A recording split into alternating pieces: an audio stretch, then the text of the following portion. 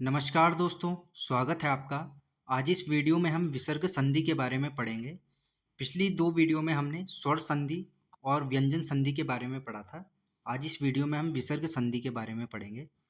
देखिए दोस्तों, विसर्ग संधि विसर्ग के साथ स्वर, दोस्तों यहाँ पे करेक्शन कर लीजिए, स्वर है। स्वर अथवा व्यंजन के सहयोग से जो विकार या परिवर्तन उत्पन्न होता है उसे विसर्ग संधि कहते हैं। तो दोस्तों, इसके कहने का मतलब है, यदि विसर्ग के बाद कोई भी स्वर या व्यंजन आए तो इनके मेल से जो संधि बनेगी वह विसर्ग संधि कहलाएगी। ठीक है दोस्तों, इसके नाम में इसका अर्थ छुपा है। यदि विसर्ग के बाद स्वर या व्यंजन आए तो इनके मेल से, इनके संयोग से जो संधि बनेगी वह विसर्ग संधि कहलाएगी। जैसे दोस्तों इसके उदाहरण हैं, जैसे निह धन कलंक। देखिए दोस्तों, विसर्ग के बाद स्वर आया है, जैसे दोस्तों निह धन कलंक। तो देखिए दोस्तों, नि ये विसर्ग है, इसके बाद कलंक आया है लिखा हुआ। तो विसर्ग के बाद यदि कोई व्यंजन आ रहा है या स्वर आ रहा है तो इसके संयोग से ये हो जाएगा निष्कलंक। ठीक है दोस्तों, ऐसे ही दोस्तों निसंदेह, इसके बाद कोई व्यंजन आ रहा है, दू धन उपयोग, दुह धन उपयोग, तो इसके बाद स्वर आ रहा है तो इनके मेल से जो संधि बनेगी ये विसर्ग संधि कहलाएंगे। दोस्तों विसर्ग संधि के कुछ नियम देख लेते हैं जो एग्जाम के दृष्टिकोण से इम्पोर्टेंट है। तो देखते हैं इसके कुछ नियम। जैसे विसर्ग का र में परिवर्तन हो जाना। यदि विसर्ग के पहले अ या आ से भिन्न स्वर हो और बाद में भी कोई स्वर हो तो र में परिवर्तित हो जाता है। ठीक है दोस्तों, तो यह विसर्ग जो है र में परिवर्तित हो जाएगा। तो इसके कहने का मतलब है दोस्तों, यदि विसर्ग के पहले अ या आ से भिन्न स्वर हो और बाद में भी कोई स्वर हो तो विसर्ग र में परिवर्तन हो जाएगा। जैसे दोस्तों देख लेते हैं इसे उदाहरण के रूप से। जैसे निह धन अंतर, निह धन अंतर। तो देखिए दोस्तों, ये विसर्ग के बाद स्वर आया है और इससे पहले अ या आ से भिन्न स्वर इसने बोला है तो ये ई है, नी, ई। तो विसर्ग से पहले ई स्वर है और इसके बाद अ है, स्वर है, तो ये बन जाएगा विसर्ग। ये विसर्ग र में परिवर्तित हो जाएगा। तो दोस्तों इसे ही लिखेंगे, नी र, विसर्ग र में परिवर्तित हो जाएगा। और जब इसमें दोस्तों ये अंतर आके जुड़ेगा तो जब अ इसमें जुड़ेगा अ में, र में, तो इसमें से हलन चिन्ह हटा देगा, ये अंक की मात्रा तर, निरंतर। ठीक है दोस्तों, वैसे ही दोस्तों निरर्थक है तो निरर्थक देखिए, निह धन अर्थक। तो देखिए दोस्तों, जैसे निह धन अर्थक लिखा है तो विसर्ग से पहले स्वर है, जैसे नियम के अनुसार ई स्वर है और इसके बाद भी स्वर है, तो ये विसर्ग का र में परिवर्तन हो जाएगा। तो देखिए दोस्तों, निह, ये विसर्ग का र में परिवर्तन हो गया। देखिए दोस्तों, मैं आपको डिटेल में समझा देता हूँ। ये र ऐसे आएगा और धन, इसमें जो ये अर्थक जुड़ेगा दोस्तों, ये अर्थक दोस्तों जो इसमें जुड़ेगा, तो जब अ र में ये अ र में आके जुड़ेगा तो इसके नीचे से जो हल चिन्ह हट जाएगा तो ये होगा दोस्तों निरर्थक। ठीक है दोस्तों, ये हो जाएगा निरर्थक। ऐसे ही दोस्तों निराधार है। देखिए दोस्तों, निह धन आधार। तो इसका हो जाएगा दोस्तों, विसर्ग से पहले नी ई स्वर है और इसके बाद भी आ स्वर है तो नी, ये नियम के अनुसार र में परिवर्तित हो जाएगा। ये विसर्ग का र में परिवर्तन, धन आधार इसमें आके जुड़ेगा। तो देखिए दोस्तों, जब आ ये र में आके जुड़ेगा तो ये हो जाएगा, इसके नीचे से हल चिन्ह हट जाएगा, रा और धार। ठीक है दोस्तों, इस चीज को ऐसे समझिए आप। जैसे दोस्तों इसमें दुराशा हो गया, दुरुपयोग हो गया, निरुत्तर हो गया। देखिए दोस्तों, जैसे निरुत्तर है तो निरुत्तर को ऐसे लिखेंगे दोस्तों, जैसे निह धन उत्तर। तो देखिए दोस्तों ये हो जाएगा, विसर्ग से पहले ई स्वर है और विसर्ग के बाद ऊ स्वर है, तो नियम के अनुसार ये विसर्ग र में परिवर्तित हो जाएगा। ठीक है दोस्तों, ऐसे र में, तो ये हो जाएगा नी, धन र, धन उत्तर। मैं दोस्तों आपको डिटेल वैसे बता रहा हूँ स्टेप टू स्टेप। ऊ जब इसमें आके जुड़ेगा दोस्तों तो ये हो जाएगा, इसमें से हल चिन्ह हट जाएगा। ऊ जब इसमें आके जुड़ेगा नीरू। ठीक है दोस्तों, निरुत्तर। ठीक है दोस्तों, ये ऐसे लिखा जाएगा। अब देख लेते हैं दोस्तों इसका दूसरा नियम। विसर्ग का, दोस्तों यहाँ पे ये का है, इसे करेक्शन कर लीजिए। विसर्ग का ये श में परिवर्तन। तो देखिए दोस्तों इसका नियम पढ़ लेते हैं। यदि विसर्ग से पहले कोई स्वर हो और बाद में च, छ या श हो तो जो विसर्ग रहेगा वो श में परिवर्तित हो जाएगा। देखिए दोस्तों उसके कहने का तात्पर्य है, यदि विसर्ग, जैसे ये दुष्चक्र लिखा है तो दुह, धन चक्र।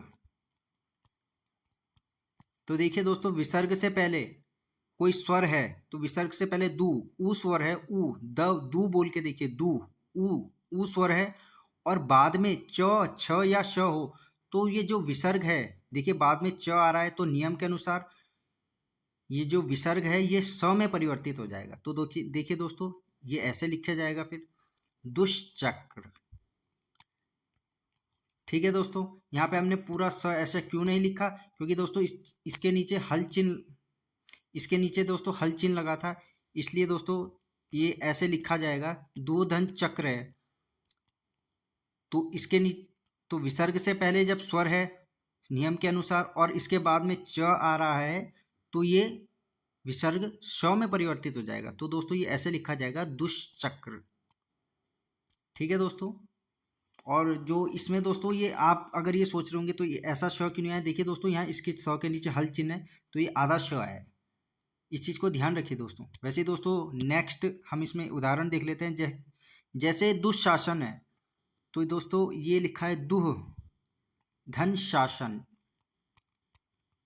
तो देखिए दोस्तों जैसा नियम में दिया गया है, विसर्ग से पहले कोई स्वर हो, इससे पहले स्वर ऊ स्वर है और बाद में च, छ या श में से कोई भी एक हो, तो इसमें श आया है, शासन में श, तो विसर्ग, यह विसर्ग श में परिवर्तित हो जाएगा। तो देखिए दोस्तों दुह, धन, ये श में परिवर्तित हो गया और शासन।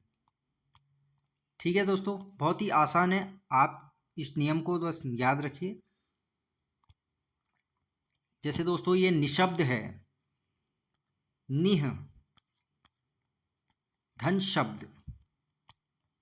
तो देखिए दोस्तों नी, इससे पहले विसर्ग से पहले ई स्वर आया है और बाद में च, छ या श, ये श आया है तो ये विसर्ग बदलेगा श में। तो देखिए दोस्तों नी शब्द। देखिए दोस्तों यदि आप संधि को अच्छे से समझ गए तो आप वर्तनी में भी अच्छे से पकड़ बना लेंगे, इस चीज़ को याद रखिए। वैसे ही दोस्तों निश्चल है। ठीक है दोस्तों, अब देख लेते हैं दोस्तों इसका दूसरा नियम, विसर्ग का श में परिवर्तन होना। विसर्ग का श में परिवर्तन होना, यदि विसर्ग के बाद त हो तो विसर्ग स में परिवर्तित हो जाता है। देखिए दोस्तों इसको उदाहरण से समझ लेते हैं। जैसे दुह, धन तर। तो देखिए दोस्तों नियम के अनुसार यदि विसर्ग के बाद त हो तो विसर्ग स में परिवर्तित हो जाएगा। तो विसर्ग के बाद त आ रहा है तो ये हो जाएगा दोस्तों विसर्ग श में परिवर्तित हो जाएगा, दुष और तर। ठीक है दोस्तों, तो ये नियम के अनुसार ऐसे बनेगा। वैसे ही दोस्तों जैसे नमस्ते है तो नमः, धन ते। तो देखिए दोस्तों नियम के अनुसार विसर्ग के बाद यदि त हो, विसर्ग के बाद यदि त हो, दोस्तों यहाँ पे ये हल चिन्ह नहीं आएगा इसके नीचे, यदि विसर्ग के बाद त हो तो विसर्ग स में परिवर्तित हो जाएगा। तो देखिए दोस्तों विसर्ग के बाद त आ रहा है तो ये हो जाएगा दोस्तों नमस्ते, नमस्ते। दोस्तों कई बार एग्जाम में ये शब्द पूछ लेता है कि इसका संधि विच्छेद कर बताइए कि ये स्वर संधि है, व्यंजन संधि है या विसर्ग संधि है। तो इस शब्द को आप याद रखिए, ये काफ़ी बार एग्जाम्स में पूछा गया है। ठीक है दोस्तों। वैसे ही दोस्तों मनस्ताप होता है। देखिए दोस्तों, मन धन ताप। तो देखिए दोस्तों, विसर्ग के बाद तो आया है, तो ये विसर्ग श में परिवर्तित हो जाएगा। तो दोस्तों ये हो जाएगा मनस्ताप। ठीक है दोस्तों, नियम के अनुसार ये ऐसे बन जाएगा। वैसे ही दोस्तों इसका अगला नियम देख लेते हैं। यदि विसर्ग के बाद श या श हो तो विसर्ग के स्थान पर श का प्रयोग होगा। देखिए दोस्तों, वो कह रहा है यदि विसर्ग के बाद श या श हो, यदि विसर्ग के बाद ये पूरा श हो या आधा श हो तो विसर्ग के स्थान पर श का प्रयोग होगा, यानी कि श, इस श का प्रयोग होगा। अब देख लेते हैं दोस्तों, जैसे दुस्साहस है, तो अभी जैसे ये देखा है दुह धन साहस,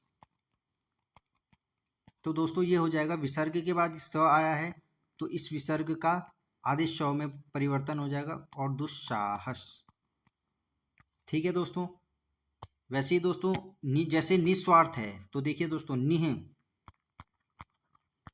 धन स्वार्थ, तो देखिए दोस्तों विसर्ग के बाद श आया है तो इस विसर्ग का श में परिवर्तन हो जाएगा निस्वार्थ। ये वर्तनी की दृष्टि से भी बहुत इंपॉर्टेंट शब्द हैं, तो इन्हें ध्यान रखिए। वैसे ही नेक्स्ट देख लेते हैं निसंतान। तो निह धन संतान, तो ये हो जाएगा दोस्तों विसर्ग के बाद श है तो नी विसर्ग का श में परिवर्तन और संतान, निसंतान। ठीक है दोस्तों, देख लेते हैं इसमें अगला नियम। विसर्ग का ओ में परिवर्तन, विसर्ग का ओ में परिवर्तन हो जाना। यदि विसर्ग के पहले अ हो और उसके बाद अ या किसी वर्ग का तीसरा, चौथा और पांचवा वर्ण हो या य र ल व हो तो विसर्ग के स्थान पर ओ हो जाएगा। देखिए दोस्तों, उसके कहने का मतलब है, इसे हम एग्जाम्पल से समझेंगे। जैसे मनः धन दशा, तो देखिए दोस्तों जैसे मनः धन दशा है तो इसका हो जाएगा नियम के अनुसार, यदि विसर्ग के पहले अ हो, न अ आ रहा है, और यदि उसके बाद यदि विसर्ग के पहले अ हो, विसर्ग के पहले अ है, न आप उच्चारित करके देखिए, मैंने आपको पिछली वीडियो में बताया था न इसमें अ ध्वनि आ रही है, तो अ तो इससे पहले है, और उसके बाद यदि अ या किसी भी वर्ग का, जो 5 वर्ग दोस्तों मैंने आपको बताए थे, क वर्ग, च वर्ग, ट वर्ग, त वर्ग और प वर्ग, इसमें से किसी भी वर्ग का तीसरा, चौथा और पांचवा वर्ण हो या य र ल व हो तो विसर्ग के स्थान पर ओ हो जाएगा। ठीक है दोस्तों, तो विसर्ग का ओ में परिवर्तन का ये नियम है। तो विसर्ग से पहले मन न में अ आ रहा है और इसके बाद ये द त वर्ग का है, त थ द। देखिए दोस्तों त थ और द, उसने बोला है ना किसी भी वर्ग का तीसरा, चौथा और पांचवा, तो तीसरा वर्ण आया है तो ये हो जाएगा मनोदशा। ठीक है दोस्तों, अब देख लेते हैं दोस्तों नेक्स्ट। जैसे दोस्तों यशोदा है, तो यश धनदा। अब देखिए दोस्तों, जैसे विसर्ग से पहले श आप बोल के देखिए, श, तो अ का उच्चारण हो रहा है, तो विसर्ग के पहले अ हो और उसके बाद अ या किसी वर्ग का, तो देखिए द आ गया यहाँ पे, तो द त वर्ग का है, जैसे त थ और द, किसी भी वर्ग का तीसरा, चौथा, तो द आ गया त वर्ग का, तो ये हो जाएगा दोस्तों विसर्ग बन जाएगा ओ, यशो। तो जब ओ इसमें आके जुड़ेगा तो ये हो जाएगा दोस्तों यशोदा। ठीक है दोस्तों, वैसे ही नेक्स्ट देख लेते हैं दोस्तों। जैसे दोस्तों है मनोरथ, जैसे मन धन रथ, तो देखिए दोस्तों विसर्ग से पहले न अ स्वर आ रहा है ना इसमें, तो ये हो जाएगा और इस विसर्ग के बाद र आ रहा है, जैसे नियम के अनुसार दिया है, यदि उसके बाद य और ल व में से कोई एक भी हो तो यहाँ पे र आ गया, तो विसर्ग का ओ में परिवर्तन हो जाएगा, तो ओ इसमें जुड़ जाएगा न में, मनो, और ये बाद वाला रथ, मनोरथ। ऐसे ही दोस्तों नेक्स्ट देख लेते हैं इसमें, जैसे दोस्तों तेजोमय है, तेज, धनमय,